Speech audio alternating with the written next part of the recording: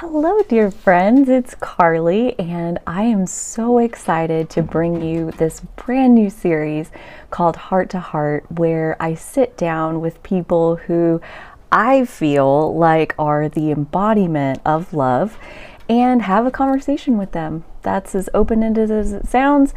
My goal is to just see who they are, get to know them a little bit better, and have some expansive, heart-led conversations between the two of us.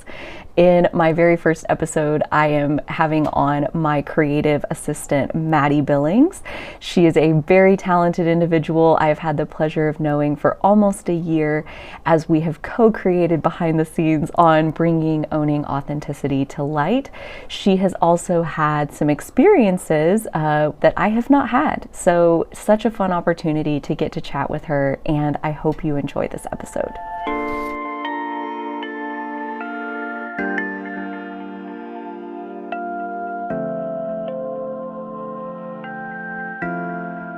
The simple life, that was where we were. And I feel like there's a ton of astrology right now that's pointing us in that direction, with Uranus and the North Node in Taurus, like slowing down and simplifying down to like look at our relationship with things, like what is for survival, like what is necessity, and what is luxury. And we take a lot of luxuries, like not for granted, maybe, like some people maybe, like, but more than anything, we just don't even consider the reality where it doesn't exist. You know, you just like jump straight to convenience and luxury. And is that underestimating the value of the simplicity of this other way, where you are less connected to technology, buying less things, you know, working not as hard to make as much money because you don't need to buy as many things. So now you got all this free time, and like you're even simplifying in your free time, like you're having a garden, or you're taking up a meditation practice, or like spending more time outside, whatever it is. Like there's like this real shift that I know I'm making, and I know there's like a lot of us making this, and it's in the stars right now, like pushing us in this direction to, you don't gotta burn down your whole life, but like consider some options, you know, some simpler, easier ways of living. Yeah.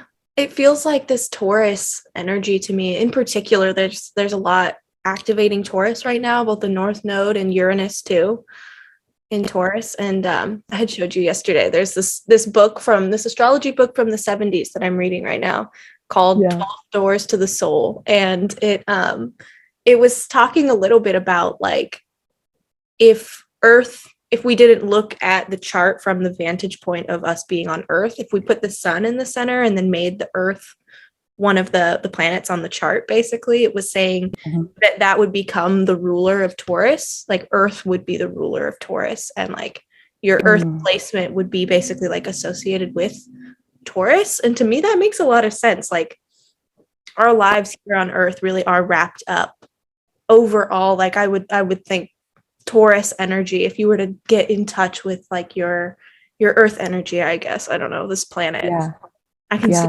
Taurus in that, and that's really activated right now, which is really cool.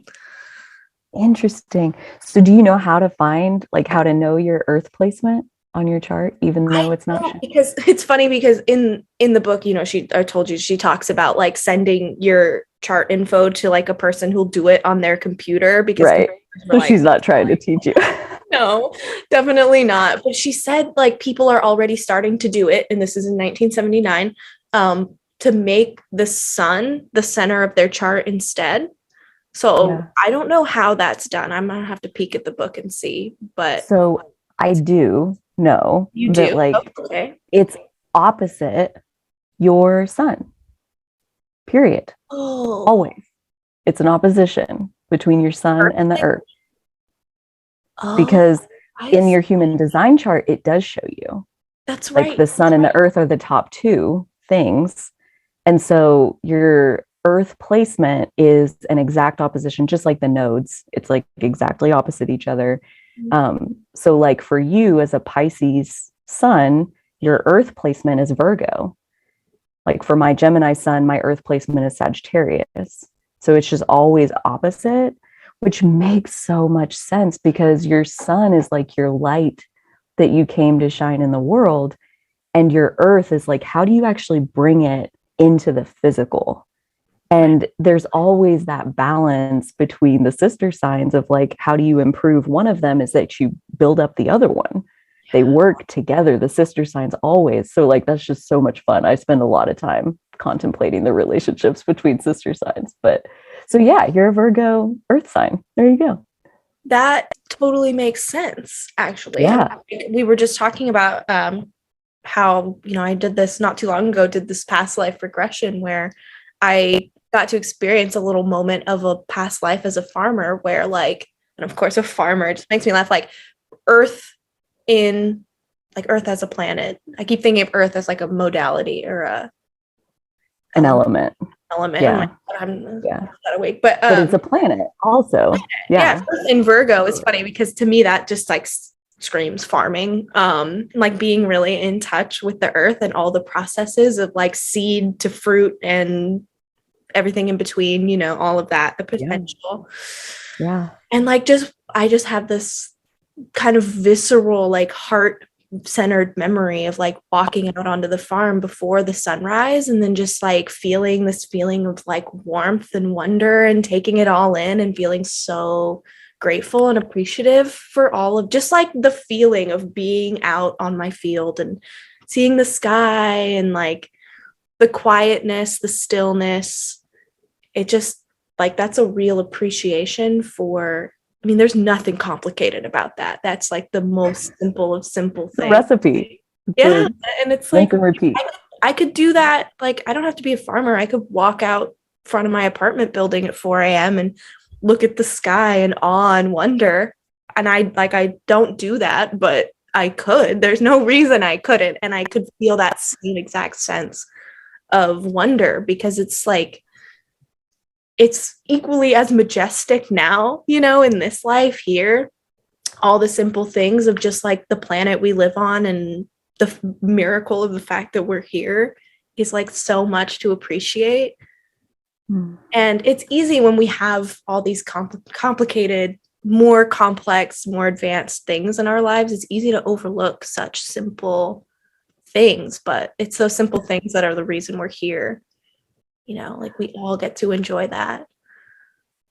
So it's, I think it was Einstein who said either everything is a miracle or nothing is. Yeah. And I resonate with that. I feel like that's very 5D of like exactly what you just said. Like it's a miracle that we're even here. Like grateful for the little things, those little things, like to even comprehend like the society that gave birth to those little things, like the inventions, the mass distribution of technology like hot water.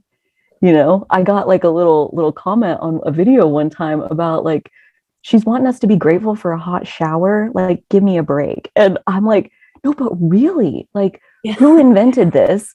And how the heck does every single home have the electricity or the gas tank or whatever to power hot water technology so that it's available like in our homes, like in our country? That's just normal.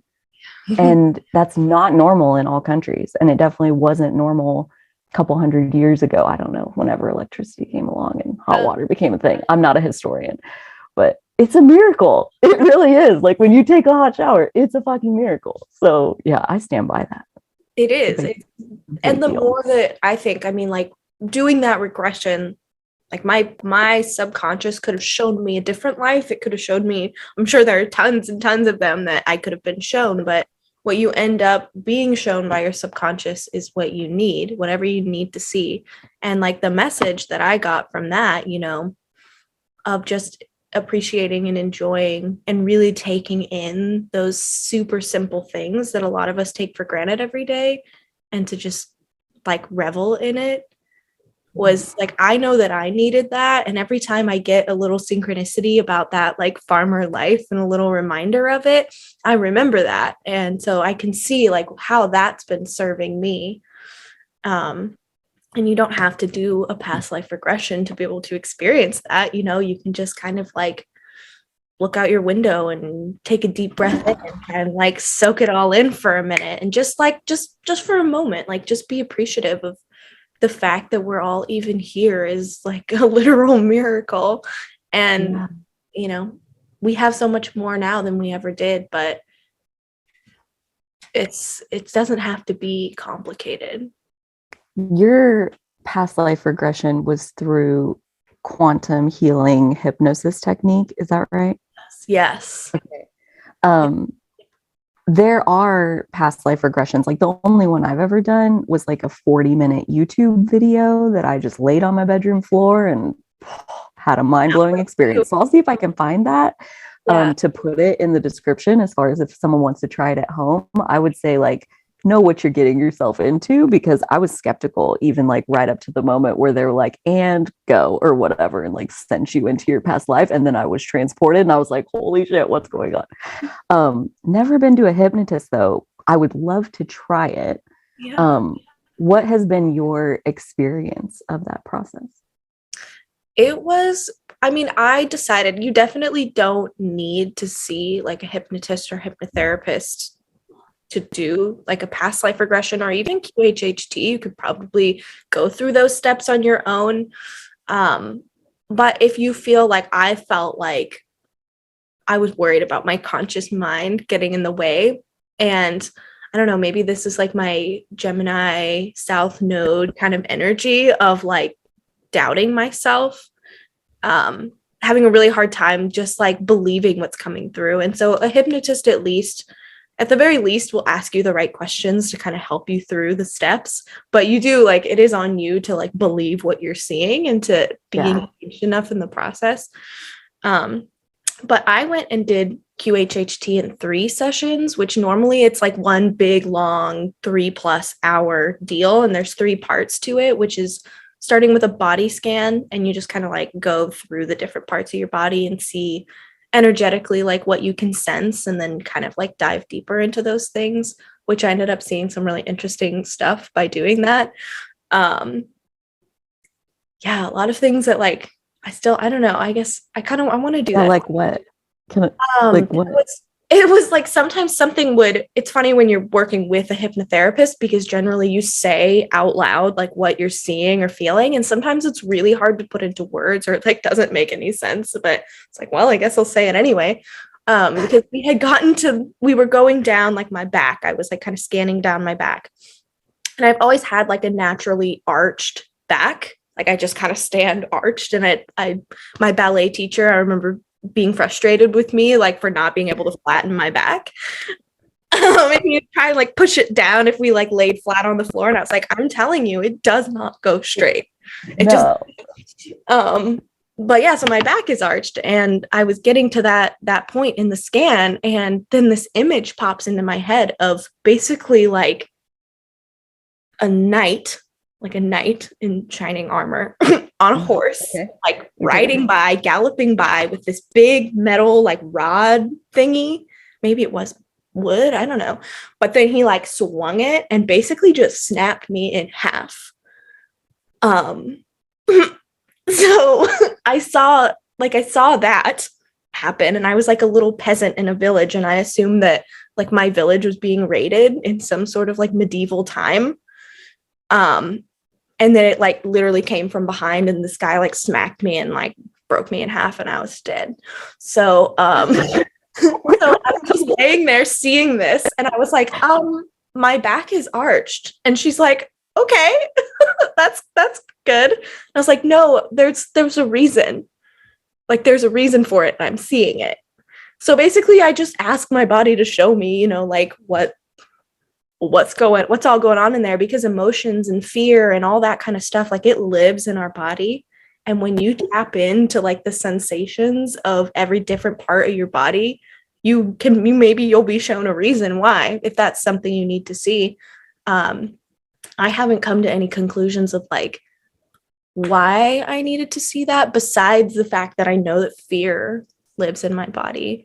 And then in this region here, like I've had kidney problems before in my life, which is interesting that like that's all kind of wrapped up in that region. And it's also, that's like your solar plexus area. which I've been drawn to for as long as I've been into spirituality, like the solar plexus chakra. I know that I have healing that I need to do there. And so I can see where there could be damage from that experience and the fear that came from like dying so unexpectedly, along with, I assume, a lot of other people were dying too, if like my village was being raided. That's pretty traumatic. Yeah. And then another thing that I saw, which I've yet to look into because it turns out it's really hard to get referred to see this kind of doctor, but and I just don't really want to. I'm hoping it'll just fix itself. But I'm curious to find out if this is like what I saw was real, or real in the 3D, I guess, where I saw we got to like, I was still kind of sensing that general area of like mid back, and was drawn to like, I could see in my head, like there's something above my left kidney, like there's something above it. And then the hypnotherapist asked me like, oh, well, that's like, that those are your adrenals. That's what's on top of your kidneys. And I was like, okay, yeah, like that's it. There's something like an organ on top of it.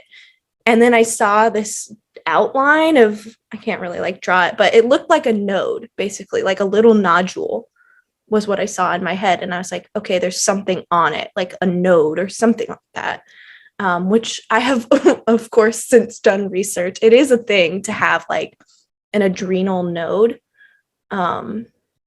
So I personally wonder, like a lot of the symptoms I've struggled with for a lot of long time, many years, line up with that. And I have like wondered if I have issues with my adrenals for a long time. And there you go, like that was something that I saw. And it turns out it's really hard to get a referral to an endocrinologist, but that's probably something I'll do at some point just to see, which again wraps into the solar plexus chakra and feelings of worthiness and of like not being good enough, things like that, those kinds of emotions that like if that endures for a long time, it can manifest in like physical illness, which is something that I feel like I've struggled with. And that was like a manifestation of what I got from this first part of QHHT, the body scan part, where I was just sensing into that. And then this vision pops up into my head. And I was like, oh, maybe I'll be able to confirm. I'll keep you posted on that to confirm if that's like if that's actually in my body and that I like sensed that with my mind's eye. That'd be pretty interesting to find that out. But is it something that they can like treat? Like, can they do something for it? I think so. I mean, it sounds like a lot of the time it's not serious. They can remove it, I think. Hopefully it doesn't grow. I honestly don't really know. It doesn't sound like it's that serious unless it becomes like cancerous. Yeah. But my body didn't also the fact that I even got that much like helps me to trust that if it were something really serious, like I probably would have had a sense of urgency to it. Yeah. I definitely, your bodies are really wise. Like it was amazing to me to go through that process of just kind of tuning into my body like piece by piece and just listening to like what it had to say, pretty much like what it was telling me. That's wild. Yeah. So that's the whole point of the first one, is the body scan, the first piece. That's the first piece. Yeah. Go through the body. Didn't you say that you had like a brown elbow or like a purple toe or something? Like, didn't you have like a color tied to something? I thinking someone else? No, I think that did happen to me. There was something weird about like one of my elbows was like, I think it was like brown or something. Yeah, it was something. Like, I don't know what that means, but it's exactly. It's like, I have no idea what it means. But that's another part of it, is that like sometimes you'll say something and you just got to go with it. Like we're working with a hypnotherapist, they'll have you say it out loud. And even if it doesn't make any sense, you just say it. and then it's like, maybe like that, by saying it, it'll stick in your memory and it probably will make sense at some point. At some point, like it'll pop into your head like, oh yeah, that's right, I saw that in my body scan, or I sensed that, I felt that. There was something with one of my feet too, with something about like not like being afraid to move forward. Like the feeling was there was a fear of moving forward. And then it's like a foot that I get pain in sometimes. Like if you get random pains, they're really not random. I will definitely say, like, they're really not. And even elbows are associated with like your solar plexus chakra. So that's usually where I start, is like if you're having a random pain, like what area of your body is it in? What chakra does it correspond with? And then see if you can find any emotional roots. And by doing a body scan, it helps you take it a little further, of like the vision that I saw of like getting hit in the back like that, of taking it even further, if that's where those emotional roots come from. And it's further back than I could have known on my own. I had to really like sense into it. Yeah. Yeah. Very interesting. That was my first time to do it. It was really powerful. I'll bet. And when she breaks it into 3, how long do you go in between sessions? I think I did like a week in between. So I went like every Friday for 3 weeks. Yeah. That kind of. Does she sit with you like after to like do like the mental integration piece, to like have conversations around what you saw and what happened?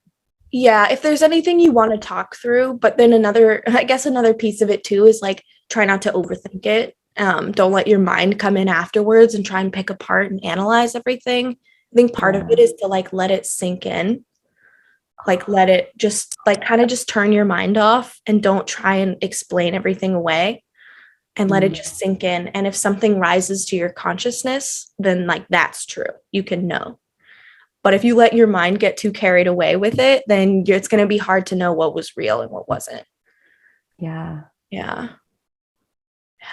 And I can confidently say I always make that mistake of like, what does it mean? And needing to understand it like right now, and going back to the whole like Taurus and simplicity and everything else, like just letting it be is like a superpower that sounds so simple and easy. And yeah, it's like a whole process to just let it unfold itself. Like you don't have to have a death grip around it, making it happen. And like reminding myself of that on a regular basis. So thank you. That's perfect. That's good, because it really is hard. Like it's difficult to do. And for me, I have to consciously like tap more into my Pisces energy. I have a lot of Pisces energy that kind of lets me just surrender. And if I let go of like the death grip of my Gemini energy, then like even just ease up a little bit. It helps a lot to not overanalyze things. And I had to really make that conscious choice, like going into this process. But even the first, I was worried, like the first session that I was like, I have no idea how this is going to go. I don't know if I'm going to like be able to do this. And like, it was really powerful. And I got some really clear messages. So definitely don't underestimate yourself, because we're all capable of doing this. Yeah. That's what I was going to say, is I feel like it's a willingness to look. Like it's a willingness to want to be shown. Like it's easy to say the words, but like, you know, if you're saying like, okay, show me what it is. And it's like, yeah, but you have your eyes closed shut. You don't really want to see. And if you don't want to see, the universe loves us, and they don't just overwhelm us with a bunch of shit that we're not ready for, and to torture us and all that. That's not how it works. So like, if you don't want to see, you won't see. No. But if you do, it like that, like to your point, where you don't need a professional hypnotist necessarily to be open and willing and ready to be shown and to be able to see what it is.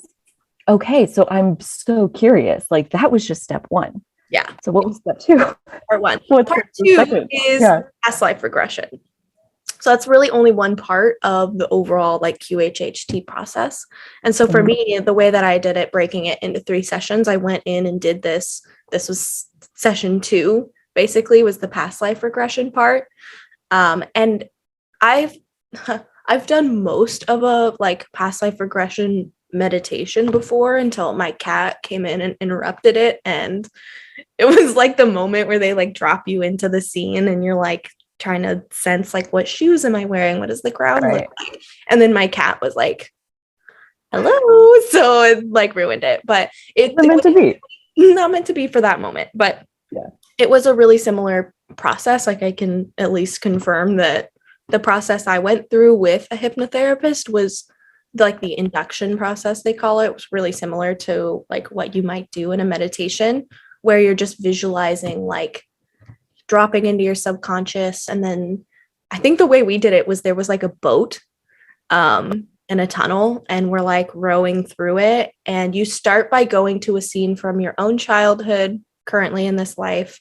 And then you actually go back to being like in the womb.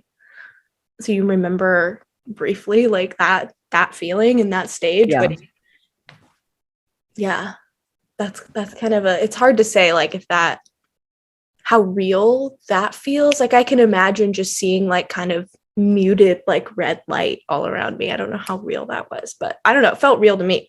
It was in the one I did from YouTube, and there was like a stillness and a warmth that I sensed, that I didn't really get anything visual in that part, but I felt like a well-being, like a total around me well-being.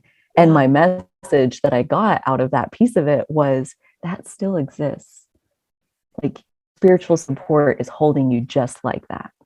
Like you're still inside the cocoon. Like it's an illusion that you're not. So just, yeah. So like that was my piece. It's always there. That's a good point too, that like if you're going to do this process, it helps to be really open-minded to like however the information is going to come to you, because it's not always going to be visual.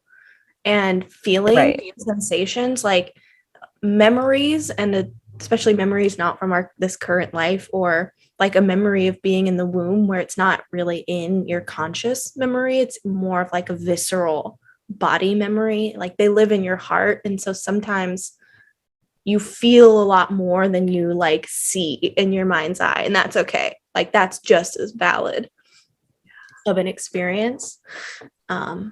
So yeah, I went through that part too, of going back through childhood memory, like a nice, happy, pleasant one, to kind of just get yourself relaxed and opened up to things, and back to like the feeling of being in the womb, which is very comforting and warm. And then you get to like drop back into whatever past life your subconscious decides to show you.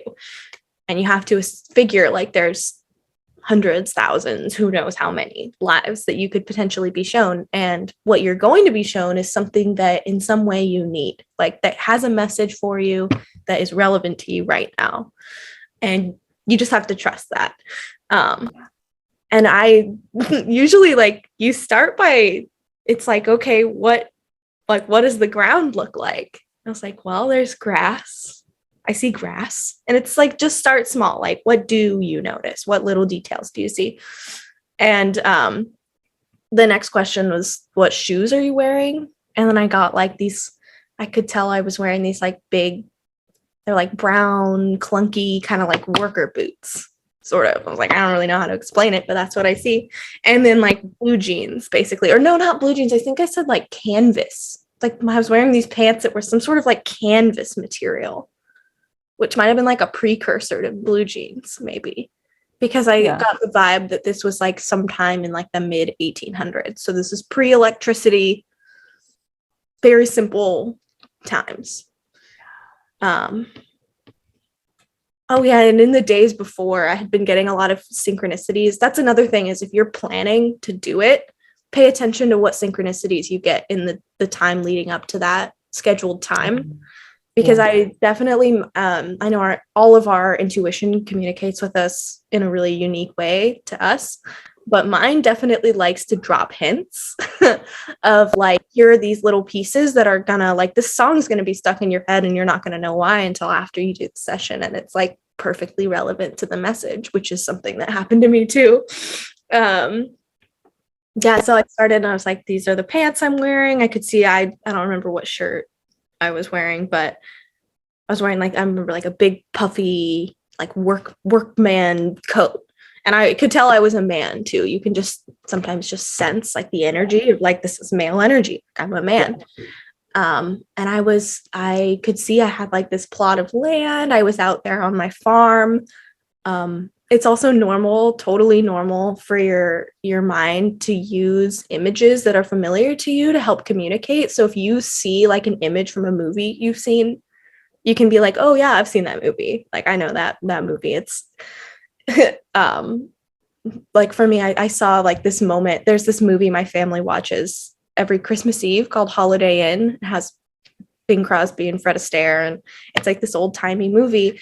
And he basically decides that he's going to leave show business and go move out to Connecticut and have a farm and live the simple life. But he doesn't realize how much work it's going to be. So there's a scene of him like with his pitchfork, like trying to shovel the hay, all the like a bunch of hay, and he like falls backwards into the pile of hay, and it's like all exasperated and whatnot. But that image popped into my head of like Bing Crosby out there working on the farm with all the hay, because like that was an image that my current consciousness could understand. So it's not like if you get something like that, you don't have to think like, oh, well, that's fake, because obviously that's from a movie. It's like, yes, that part is not real for you. It's just communicating to you what you're seeing. Right. It's like my hypnotherapist. Exactly. It's symbolism. And that's a lot of the time, that's how our intuition and our subconscious speaks to us. So that's another reason to just be really open to whatever you see.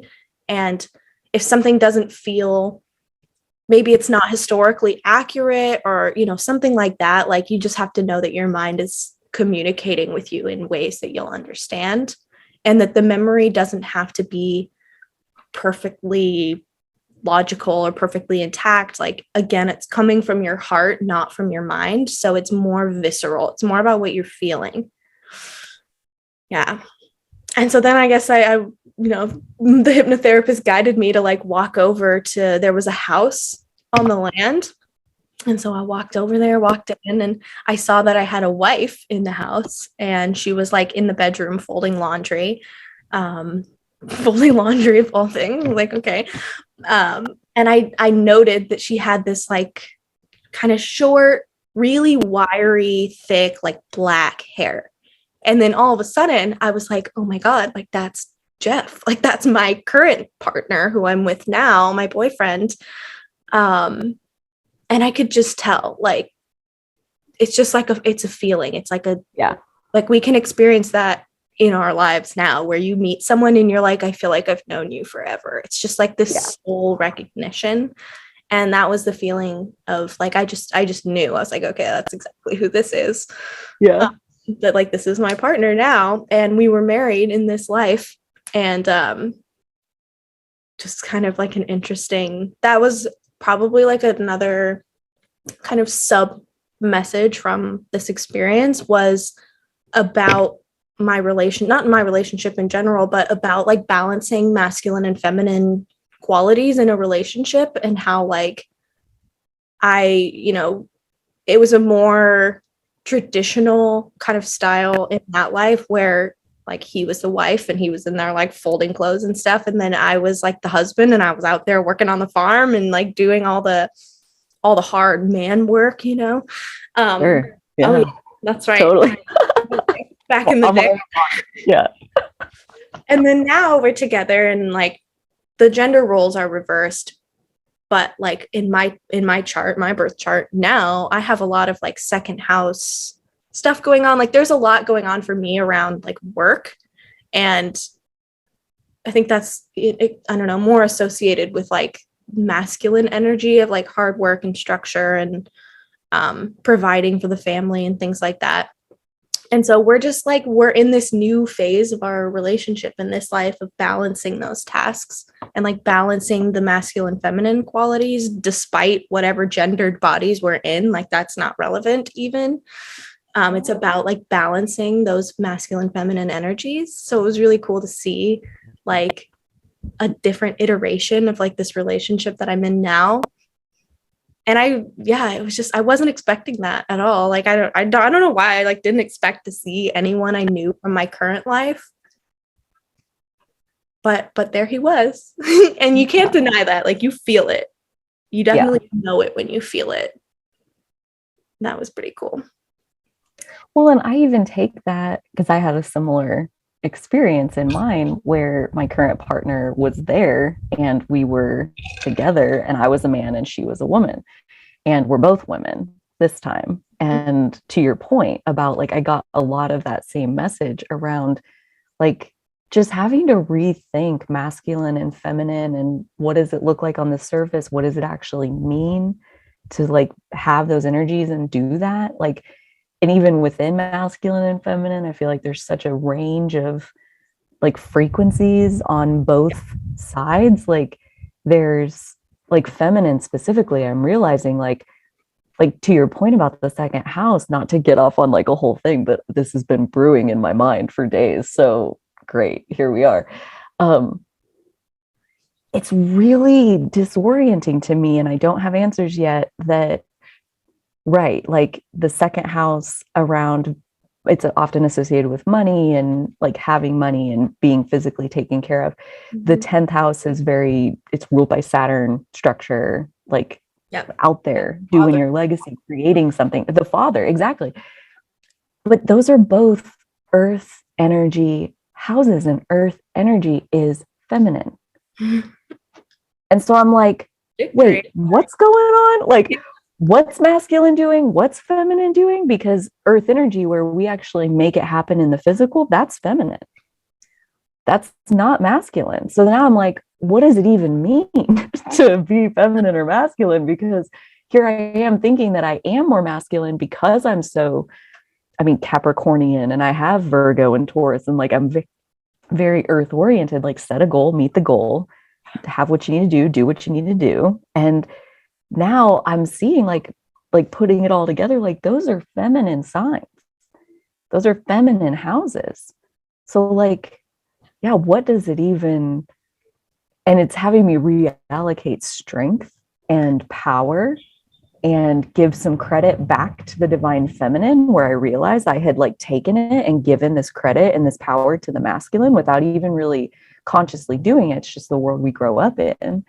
And it's been really good to reallocate that value and power back to the feminine houses and like be like, feminine is how we get anything done in this world. Yeah. Like, yeah, courage and logic and emotional detachment and clear sight and all of that is necessary. Absolutely. But like when it comes to actually boots on the ground, moving the needle from point A to point B, like that's earth energy, that's feminine.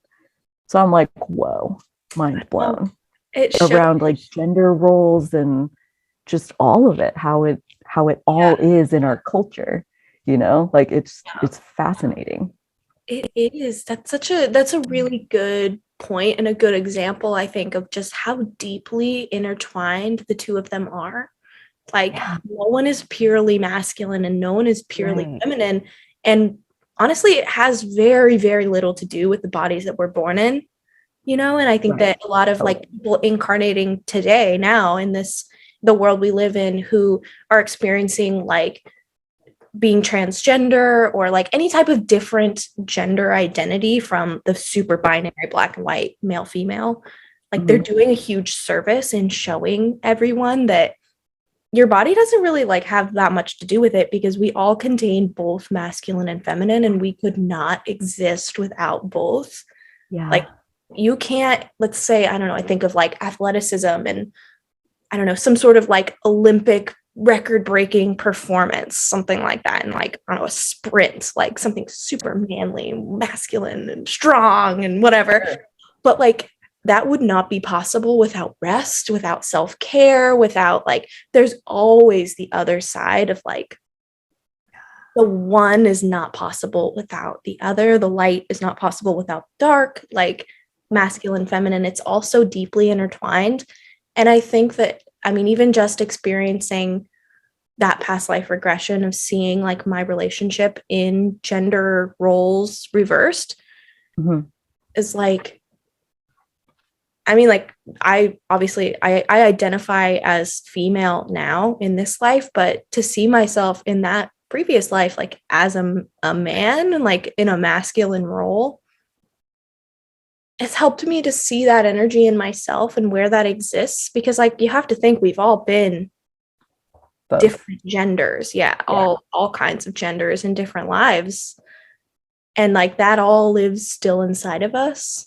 You know, just because I was born as a female in this life doesn't mean I lack masculine energy. Like I was Farmer John, you know, like it's in there, and I know. And something like that experience can help us tap back into that feeling, because that masculine energy felt like this kind of steady strength, which I guess that leads me into another synchronicity I've been experiencing, which is my power animal is the elephant.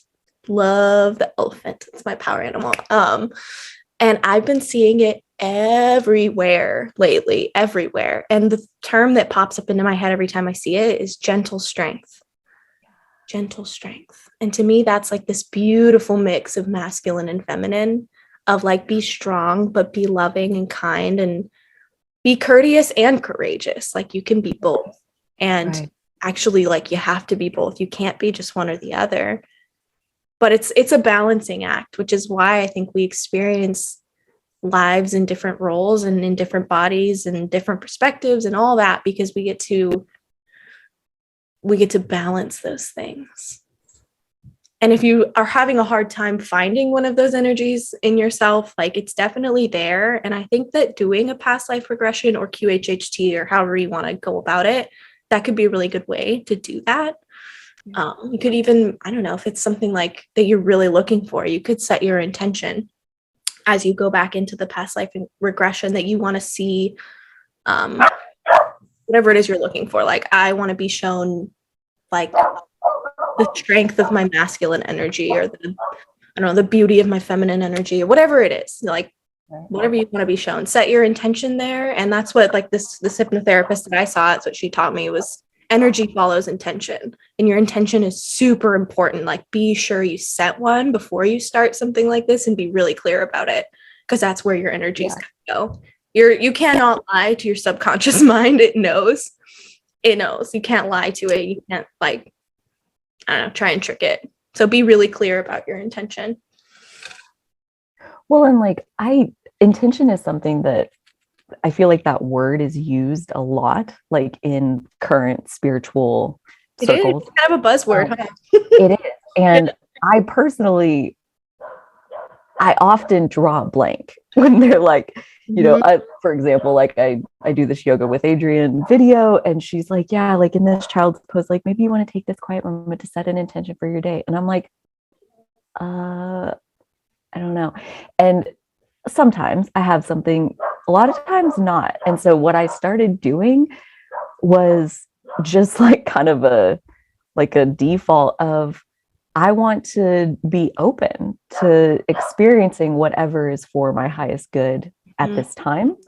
And for me, that's another one that, like, it's about cultivating that relationship between you and yourself.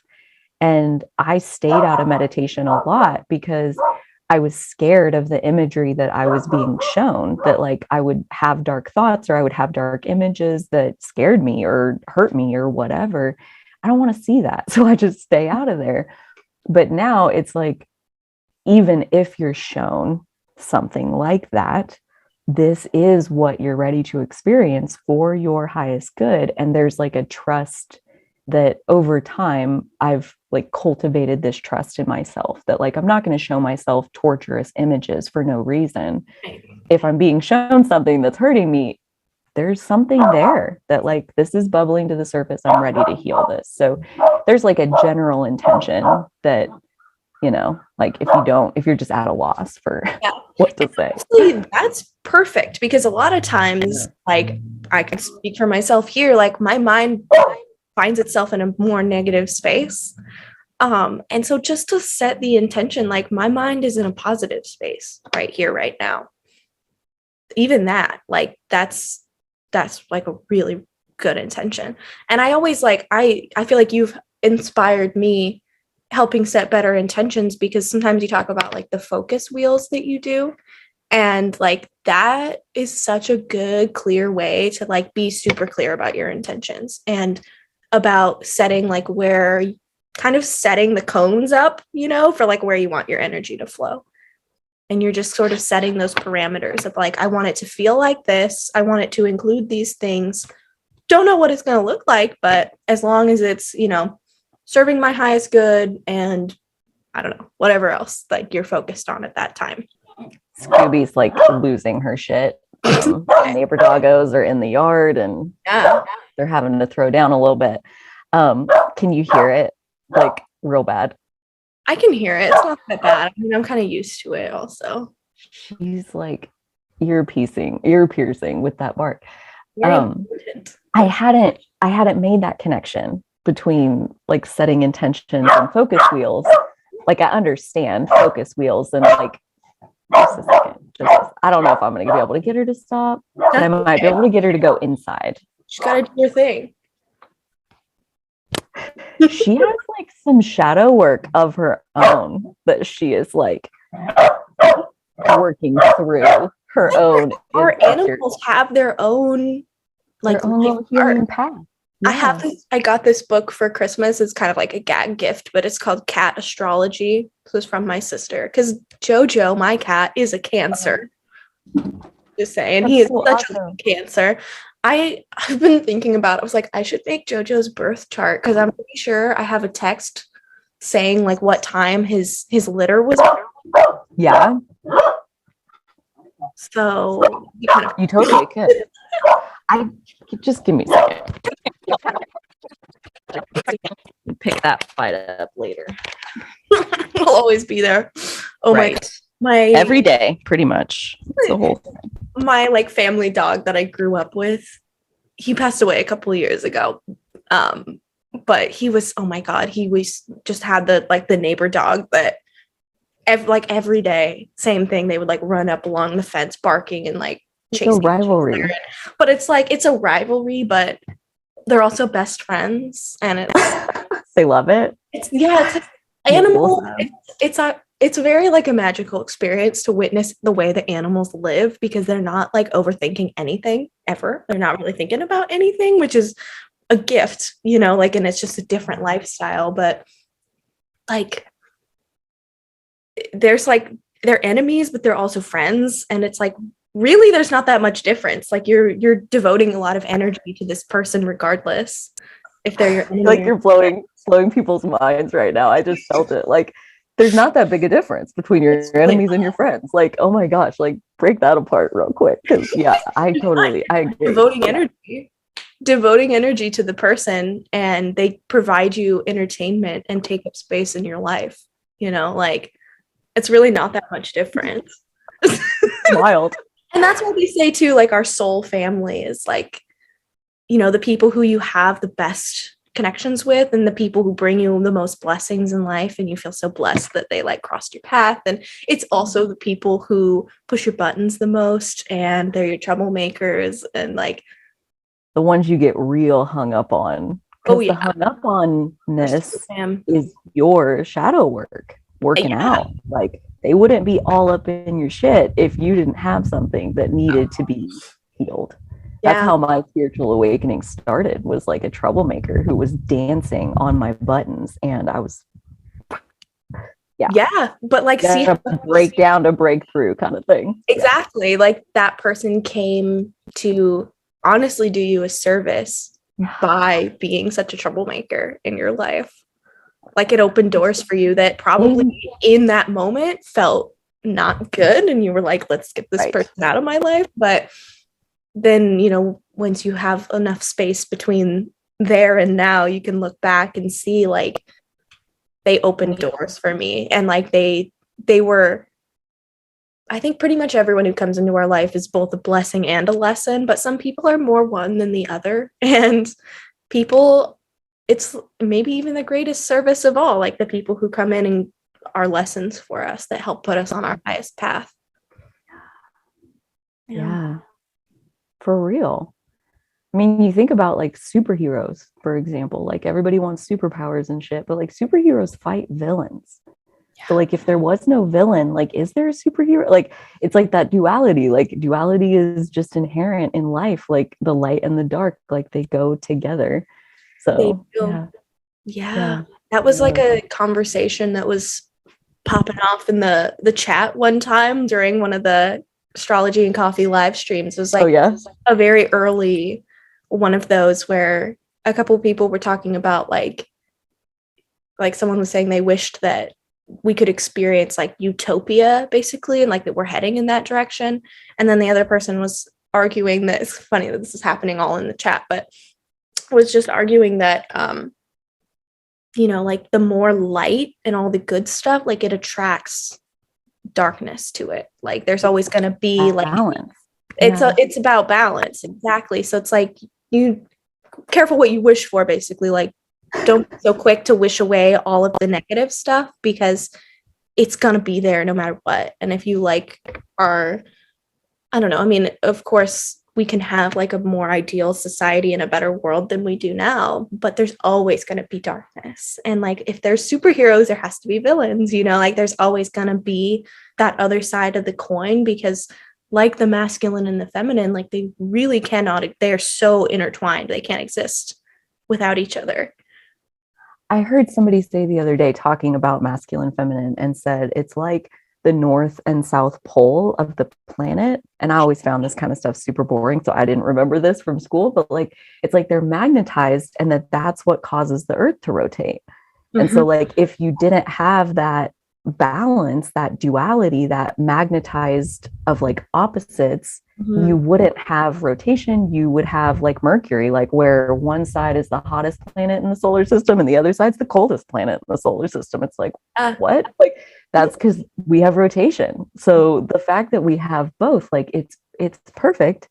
And like, a better world is usually more a matter of like tuning your own frequency. Yeah. It's like all we can ever do. Like, we can't change the frequency of anything or anybody outside of ourselves. Right. And like, changing our own frequency does change the world. So it's like an individual mission or action or like orientation to, better is inside.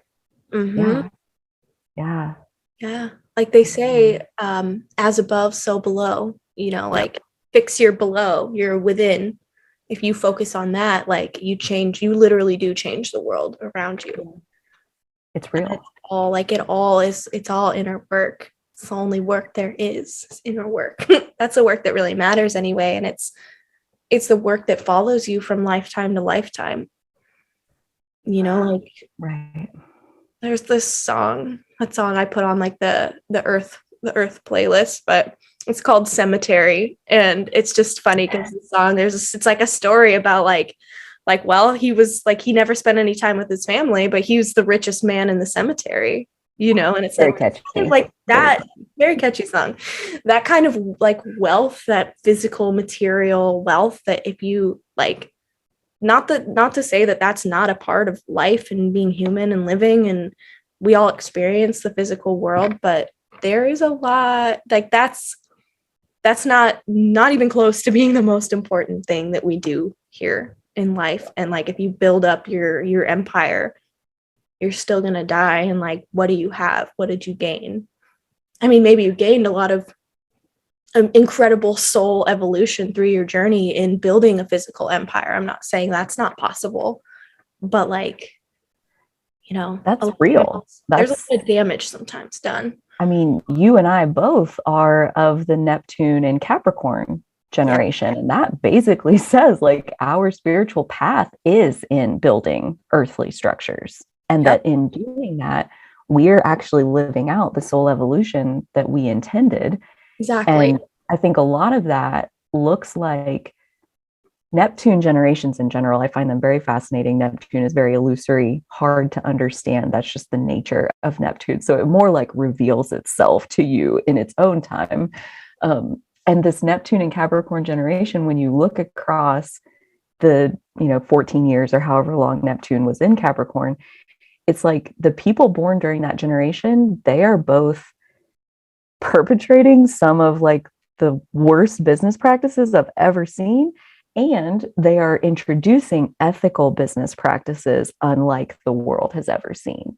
Yeah. And that there is this shift that is happening. It's like bringing to light like the worst of what's already here, And from that, being inspired to do it better, to like do business in an ethical way, to have standards, to not just buy something because it's on the market, but to actually look like, how is that produced? How is it made? You know, did the people who make it, did they get paid fairly? Did you steal it from them and now you're selling it to me? You know, like when you buy stuff that's created with that energy, you're perpetuating that energy on the planet.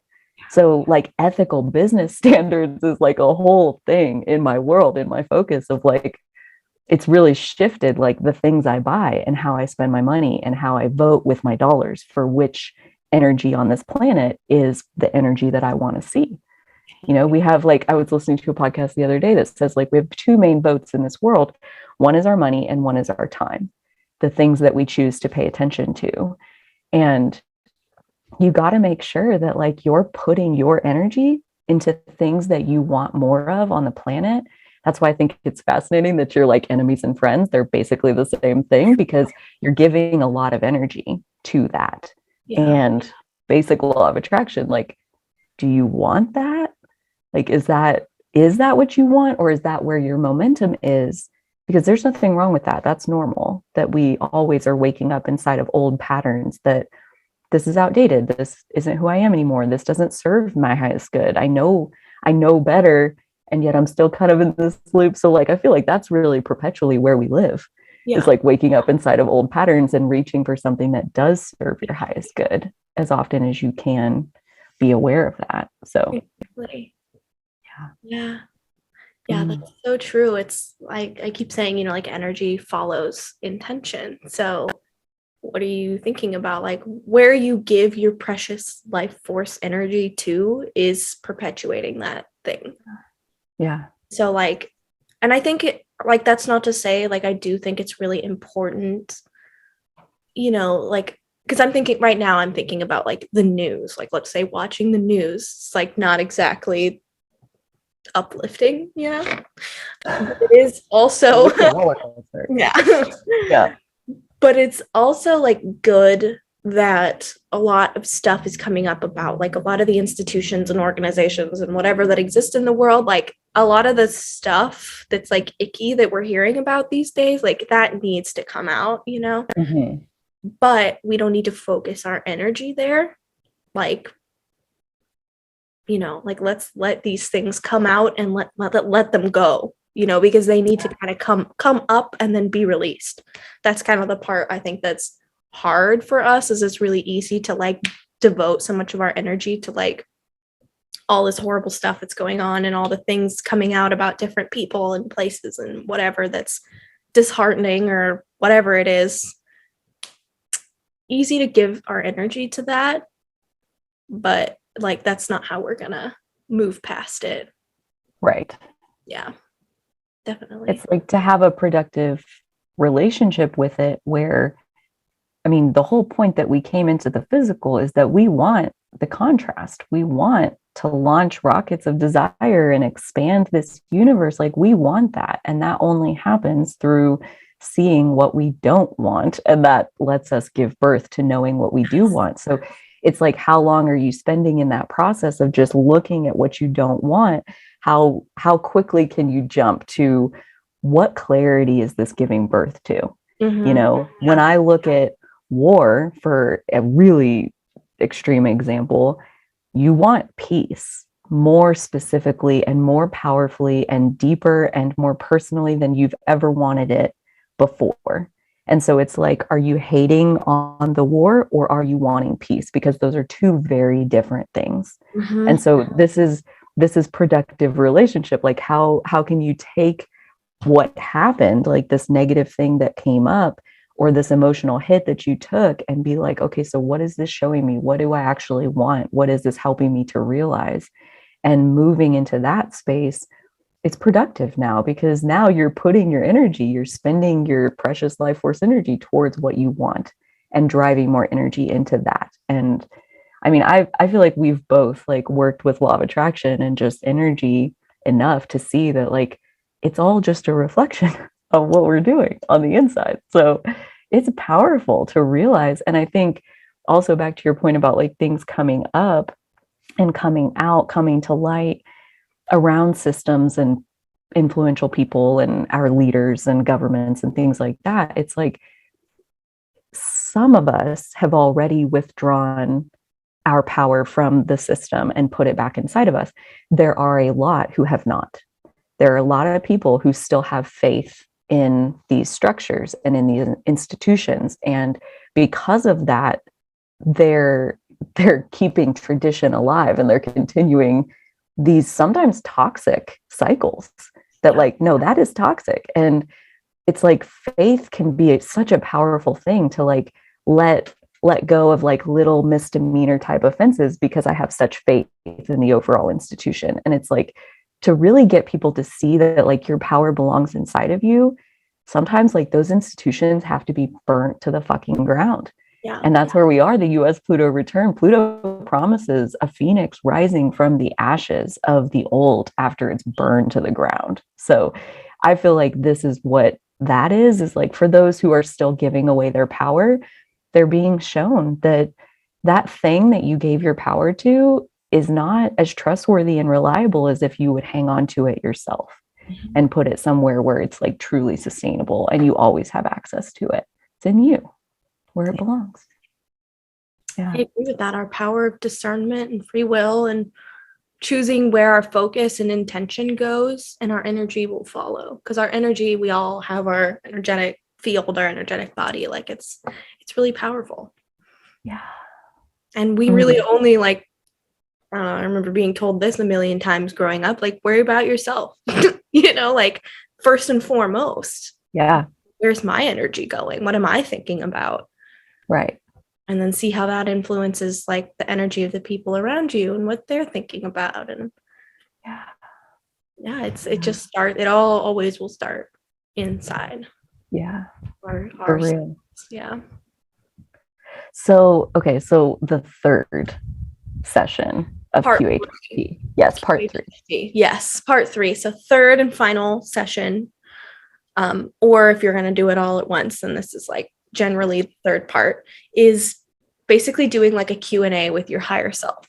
So have certain questions in mind. Like you wrote these questions? Mm-hmm. Okay. Yeah, I wrote down like a big long list of questions, which is like, it's maybe pick a few to focus on would be like a good indicator. And like, you're not going to get an answer for everything depending on what you're asking. Like sometimes the answer is like, it's not the right time to answer that question. And right, like it doesn't help you to know that exactly. Right now. And your energy isn't going to hurt you. Yeah, exactly. If that's the case, your inner being or your higher self, and however you look at that, like you just have to trust that if it's not the right time, it's not going to tell you. And if it's not going to be helpful, it's not going to tell you. The kinds of questions, I'm trying to think of the kinds of questions that I asked. Definitely some like broader questions around like purpose. Like, what is there something that I'm doing that I shouldn't be, or is there something I'm not doing that I should be, kind of thing, like to work my way onto my highest path, or to like continue moving down my highest path. So kind of setting the overall intention there of like, I just want to know what's going to get me onto my highest path and in life. Like, how can I bridge the gap between like me and my higher self? So there were a lot of questions, and also like, just certain like affirming little answers of like, I've had certain kind of just like randomly, I guess, certain readers of different kinds like tell me things.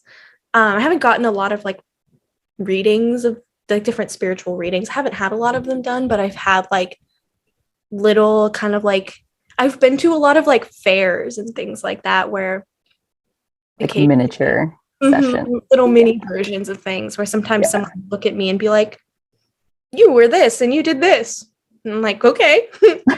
Like cool. I was told by someone that, which I do, like I connect with as one of my guides, I connect with Mary Magdalene, who is, well, my name is Madeline, so it's like similar, and I just like feel a connection with her. But like a person, a reader had told me before, just sort of in passing, that like that I lived a life as like this little girl in the time of like Jesus being around, and that I was like in the village, that like I lived in the village, and basically that I made talismans out of Mary Magdalene's hair, like for Jesus to like bring good luck. And I was like, that is very specific. Very specific. And like the sort of sense that I got from her telling me that, this is just like a random reader who I don't really know well, but the sense that I got was that like I was this little girl who like I really looked up to Mary Magdalene, and that I like wanted to be like her, but that I had this weird sense that there was something about like my mom thought I was bothering her, and like didn't like would always like shoo me away and be like, oh, don't listen to her, or like, you know, things like that like belittled me. And so I basically like during that session, that was one of my questions, was like, can we talk a little bit more about this that I was told? Like, is there truth to this, or like what's the message coming out of this? And I got basically like, it gave me just like a better insight of, and it helped me see my relationship with my mom better too, actually, because I don't know if it was, I think it was like a different person, not my current mom, but the sense that I got was that I, again, like really looked up to Mary Magdalene, but that I thought, it's not that my mom thought I was bothering her, it's that my mom thought that I was never capable of being like her, basically, like that I wasn't like that, and that I wasn't like I really looked up to her and wanted to be like her. And then I got the sense that like my mom would shoo me away and all of that, because she's like, that can never be you, basically. It's heartbreaking. It was, but exactly, to experience as like this little child, this little girl. And that was the only piece I got from like, it was just, we didn't go any deeper into it, anything like that. No need to expand on it. Just like, that's a relevant message for you, for your life. And that's probably why I was told that little piece, was like my higher self probably knew that I could use that to help gain some insight on like maybe why, another little piece of like why I struggle with self-worth.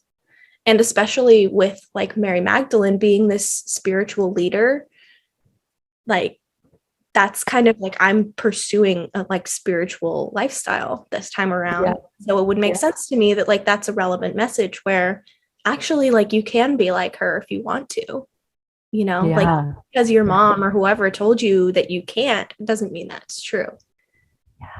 So that was Do you feel like that was like an opening of like, you know how we go through like initiations, or where we feel like we've been like given a permission slip almost like from a higher experience, and there's like this opening that's like, oh wait, no, it's like this. And it's actually, it is a really cool feeling, and like validating for me as a way to continue practicing meditation and like going into those deep meditative states that, I mean, I worked with a hypnotherapist, but you can get there on your own into a meditative state like that, where the rational conclusion that you came to, just like when you were going about your day or whatever, might not be quite it, if that makes sense. Like the sense that I, even like my initial intuitive sense about what I was told about, like, you know, maybe I was seen as like some little nuisance or something, like I was in the way and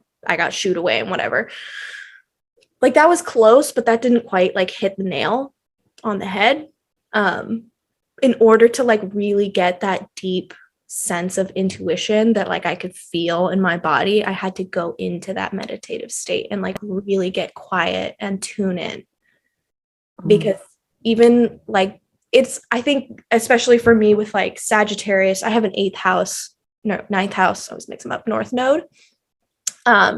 It's Virgo North Node in the ninth house. So there's sort of that air of like Sagittarius in there. And so I'm working towards like just trusting my intuition and trusting what comes to me.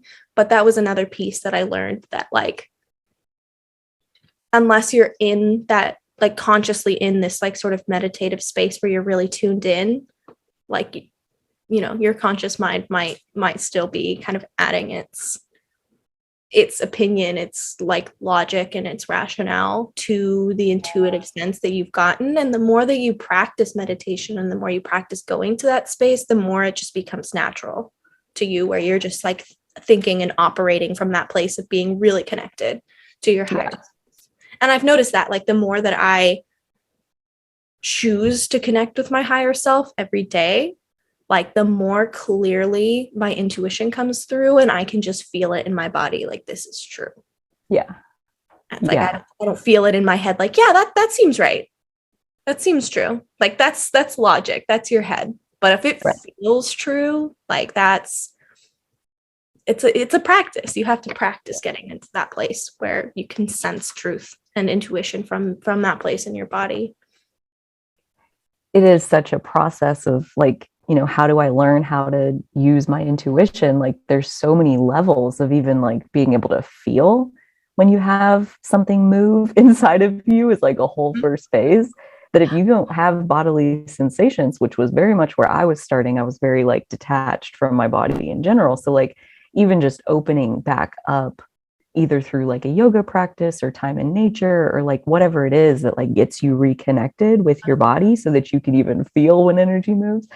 And then being able to trust it is like a whole nother piece. It's like a whole process that I feel like I'm still learning how to use my intuition and how to tell it apart when like, yeah, this is a hell yes, need to move forward. And this one has some wobble in it. So I know that's not like a full hell yes. So that must be a hell no. So like, it's just like trying to figure out like all of these different sensations and like, what do you do with it? Because yes, to your point, like after you've been doing it a while, you really don't have to get to like a deep meditative state to be like sitting on your porch, like looking out over the horizon and like this picture just lands in your mind or this understanding just comes from nowhere and you have that epiphany.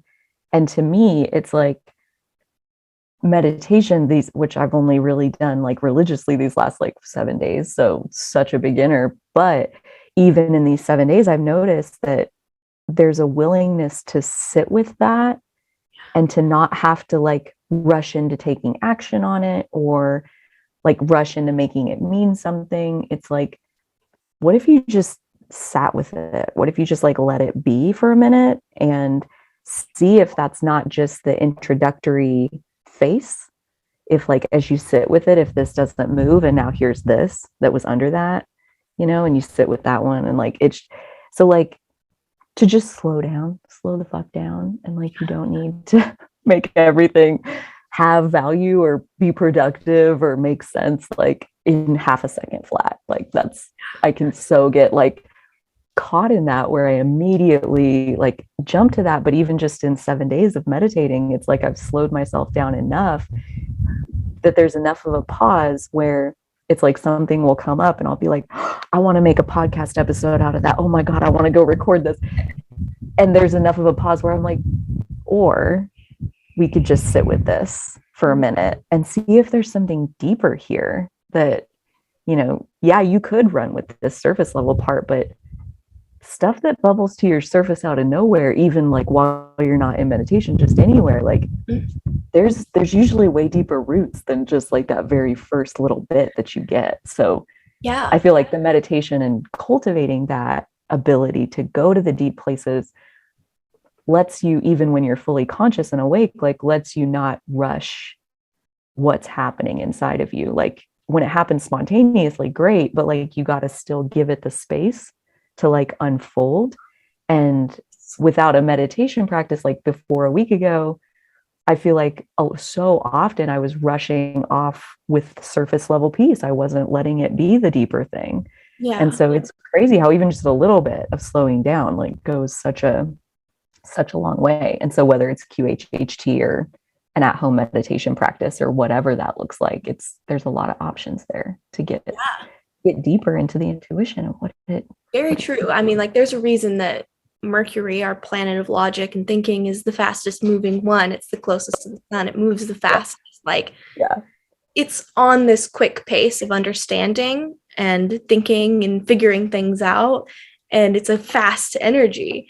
And then if you think of like, I guess just setting that mental energy, that mercurial energy, just kind of, that's the practice of meditation, is just sort of, it's not like you're eliminating that. You're just kind of like, instead of being Mercury, you're watching it, you're observing it, and you're like, wow, look how fast that's going around the sun, you know, like, look how quickly that's moving.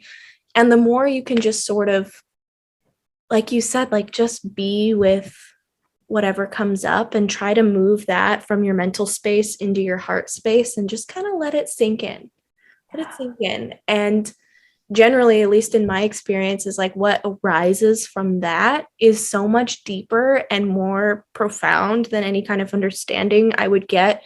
Like the situation I referenced with this like past life in the village where Jesus was, is like, the understanding that I got from it initially before going into a meditative like hypnosis state was good and like made sense to me, and it resonated with me, and I felt like I could get something out of that too, of like feeling, you know, I can understand how in a past life I felt like I was brushed aside or like treated like I was in the way all the time. But then by allowing myself to sink deeper into that, and to like just kind of be with it for a little and see what rose up, I got so much deeper of an understanding that resonated so much more, and that I got so much more out of. So it's not like your mind is just wrong all the time or something like that. It's not saying, that's not to say that your logic and your mental mercurial energy can't make beautiful sense out of things that like resonates with you and helps you improve your life. It totally can. It's just that there's generally, if you're willing to sit with it, you can get so much more out of it. And I feel like that like comes full circle on this whole conversation between masculine and feminine, because Mercury is a very masculine planet, and that's like thinking and logic and perception, and like it's not emotional, it's in the head, it's not in the body, not in the heart. And to your point, like there's room for both. There's room for all of it. There's high expressions of all of it, right? Like there's times when our quick thinking keeps us alive. So by all means, like learn how to trust your quick thinking.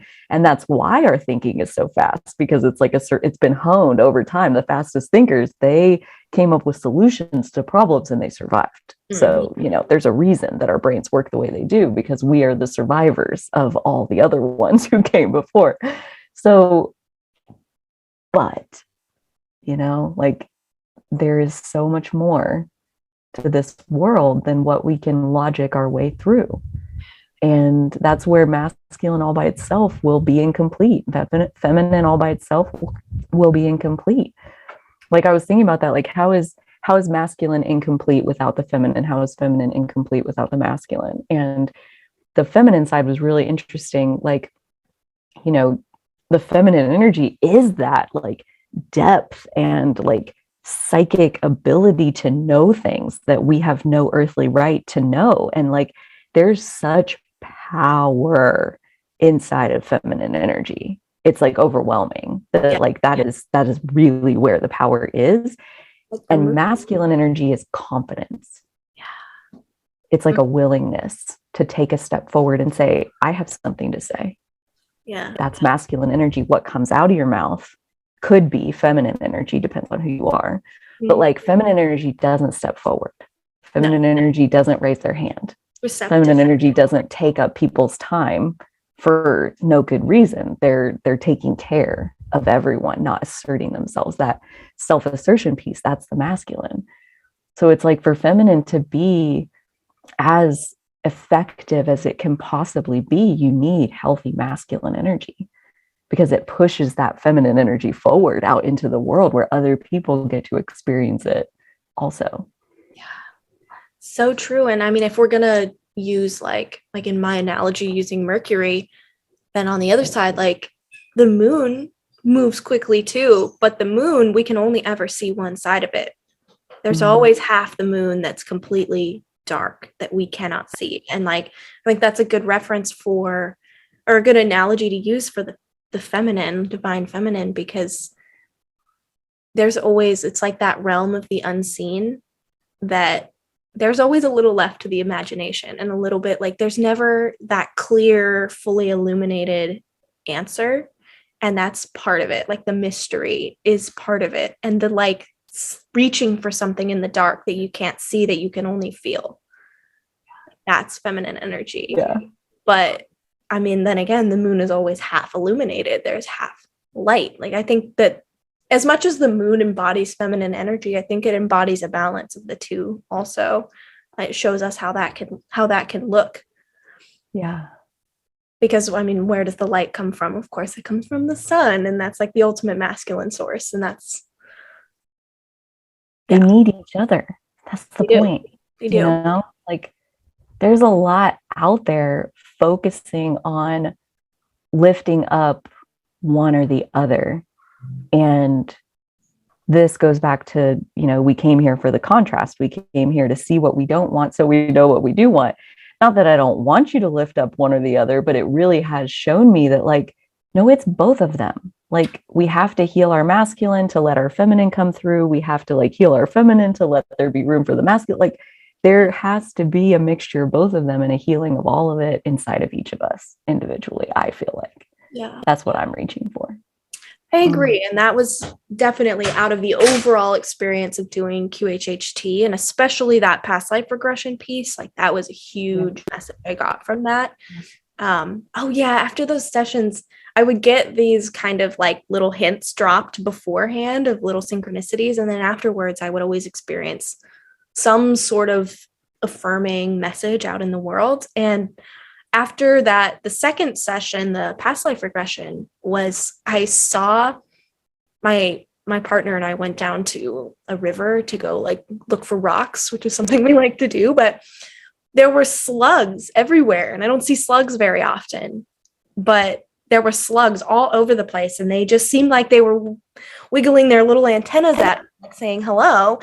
And I know about slugs that they're like both genders. They are both male and female wrapped up in one. Yeah, they have like both sets of genitals, I guess, and they like don't need. They impregnate themselves? I guess so. Yeah. That's fascinating. Yeah. So they're both basically, but it was like this symbol from the animal world, which is where I get a lot of my like synchronicities, is with animals. There was this symbol of like being a balance of both masculine and feminine energy.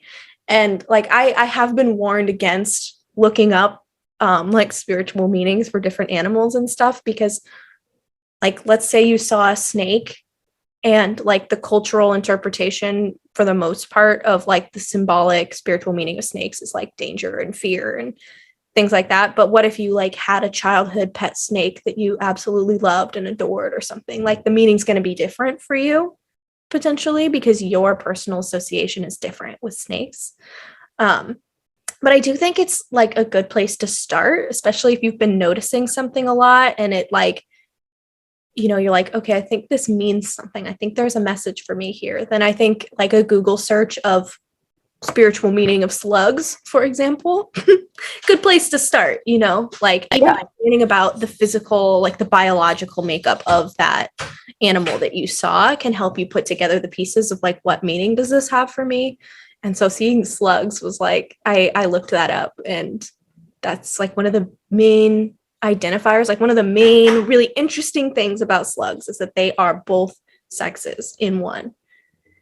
And just like having gotten that message about like the balancing of the masculine and feminine, was like seeing them all over the place that next day was a really nice, like affirming feeling of like, yeah, that was definitely one of the messages I was meant to take away.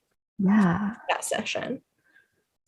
Which is just crazy, because like we both have like not a ton of like past life experiences or whatever, but like some, and that we both had like powerful revelations around masculine and feminine energy. Yeah. Like that just, you know, not a coincidence. Definitely not. No. And I think that a lot of times in life, we're definitely drawn to people who are experiencing some of this like similar or same lessons in life. And especially, like, I don't know, we have, I think it's a lesson that a lot of us are learning, probably the majority of us in one way or another. For sure, anybody listening to this conversation. For sure. Like if you found if you're hanging with us. Yeah, there's probably something in it for you. And I think that all of us here on this planet are learning about polarity and light and dark and living with both and all of that. And like you said, like the North and South Pole, I mean, like masculine and feminine are manifestations of like that light and dark energy. The like, sun and moon, it's all intertwined with these things. Yeah. And we all contain both energies, like a unique mixture. There's no one who doesn't have one or the other or neither or whatever. Like we all are a mixture of it. And so I think really, in a sense, we're all experiencing that lesson of balancing the two. Wherever you're at on that journey, like back as in my farmer life, like that was a different manifestation of masculine energy. I was definitely living more in a masculine space, but I also had these feelings of being really connected with my family, being really engaged with my kids. I had like, I could see that I had 2 sons and a daughter, which is funny because that's like what I've always wanted in this life. That's just what's popped up into my head is like, oh yeah, if I have kids, I want like 2 boys and then a girl. And that's, I guess, the way it was in that life. So it makes sense that I would want to replicate that. But yeah, it's like this sense of, it's not like there was a lot of love. I could sense a lot of love in that being that I was in that life. And that even though I was a man technically in that life and I was fulfilling this masculine role, there was a lot of feminine energy there that it didn't feel weird for me to like step into his boots, his little farmer boots for a minute. It didn't feel foreign. It didn't feel like, oh, wow, this is how it feels to be a man. Like it felt the same. It's just that I was fulfilling this more masculine role and then had the identity of being male, which a lot of like gender an identity for a lot of us. But the actual masculine, feminine energies it's like a whole different conversation. Yeah. We're like having it in a new way. Yeah. Where there's not near as many boundaries inside that conversation where like it's all allowed to blend together in a way that I think is like way closer to what's actually going on. Mm-hmm. Yeah. So much more complex than just like I'm a man or I'm a woman. It's so much more than that. Even if you do identify with one category or the other, doesn't mean you're all masculine energy or all feminine energy. It's just not like that at all. It's I think it's amazing. And I wonder, well, and I guess it doesn't have to do with this because like in human design, I have an open identity center and you have a defined identity center. So like, it's very interesting to me, like how identity works and like what shapes our identity, and that we have like a business identity and we have a sexual identity and we have a family identity and we have a friendship identity. Like even within your friendships, maybe you have different identity. Like it's crazy. Maybe this is all my Gemini energy coming to the surface and revealing itself. But I mean, I think for all of us, it's working on some level. Identity is very, very intertwined, but yeah, maybe that's a fun conversation for another day. This conversation has been amazing. I feel like this is probably the most in-depth I've ever gotten to hear about your QHHT experience. And I so want to do that someday, like actually work with a practitioner and do it like with a guide who knows how to get the most out of what we're doing. So I wanted to take just a second and offer for anybody who wants to like follow along with what you're doing. What are you doing? Where can they connect with you? How could they learn more about Maddie? So I don't have too much going on right now. I recently started a podcast that I'm just kind of getting up and running. And so I guess the title of that, I can put the links in the description and everything. But the title of my podcast is Everyday Magic. And it's just about, kind of like what we're talking about now, like the fact and kind of where we started this conversation of like Farmer John would walk out onto his field and like see this pre-sunrise, beautiful sky, open field, like just feel the magnitude of like appreciation of life, you know, and how everything is just so magical and miraculous, every single little thing, and how everything happens in life for us. And there's always, no matter what, there's always silver linings, things to be learned, little synchronicities and signs and all these magical little things happening all the time, that like it's always there. And the only thing we need to do is tune into it and see it. And once you see it, like you really can't go back. You cannot go back. No. Yeah. No. It's Because permanent. it's just so like, yeah, like the broadening of those horizons in your own inner world is something that like you don't turn back from that. And once you see all the magic that there is in life, like it's just a whole different way of going through life, and it's really special. So that's my podcast anyway. But then you can also find me on social media at Maddie Louise is my username, and I'll put that in the description too. Cool. Oh, I can't wait for more episodes of your podcast, and just all the different topics that we've talked about in our conversations, that like each of us on our spiritual path has such a unique way of like carving out what that looks like just based on what tools and pieces you resonate with. It just kind of unfolds around you. You know, there's no right way to be spiritual. And I feel like you and I, like, we definitely have this shared connection through astrology, but a lot of like what you've done and what I've done has been pretty different, to where you're able to tell me stories about things that I just like, I don't even know about that. So yeah, I really appreciate you telling your stories, and looking forward to lots more of your podcast episodes. So, yeah, thank you. Thank you for being on this first episode, this first installment of Heart to Heart. I'm so excited for the rest of these episodes and the conversations that will unfold through this vessel, and more with you, I'm sure. Me too. I'll definitely be back. I have lots of stories to share, which is again like the whole podcast thing is we've all got stories, you know. We've all got them. Powerful. Let yours out. Do it. We want to hear from you. Yeah. Sometimes you don't even know like how magical and amazing something was until you start telling someone the story, and you're like, wow, I can't believe that actually happened. Like, I'm glad I'm telling someone this, because sometimes that's what it takes to just realize and appreciate. I had that feeling this morning, literally, because I like recorded a WhatsApp message to somebody, and then I was listening back to it.